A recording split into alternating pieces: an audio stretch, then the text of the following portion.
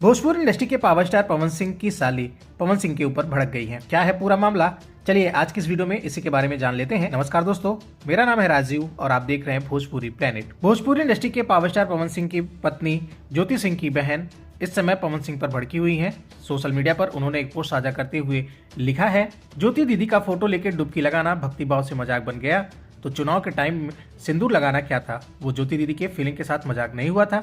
बता दें कि हाल ही में पवन सिंह की पत्नी ज्योति सिंह प्रयागराज पहुंची थी संगम में स्नान करने के लिए।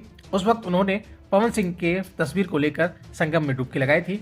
उसके बाद पवन सिंह के साथ एक पोस्ट साझा करते हुए लिखा गया था, लगता है आज के समय में किसी किसी के लिए भक्ति भाव भी मजाक बन गया है, आगे क्या बोलूं, शायद मेरे मुंह से शोभा नहीं देगा। ये पोस्ट करने के बाद पवन सिंह की साली पवन सिंह के ऊपर एक पोस्ट लिखी। ये पोस्ट सोशल मीडिया पर काफी तेजी से वायरल हो रहा है। अब आप सभी पवन सिंह की साली की तरफ से किए गए इस पोस्ट के बारे में क्या कहना चाहेंगे, आप अपनी राय कमेंट बॉक्स में लिखकर जरूर बताइएगा। बाकी हम मिलते हैं आपको इसके अगली वीडियो में, तब तक के लिए वीडियो को लाइक करिएगा, अपने दोस्तों के साथ शेयर करिएगा।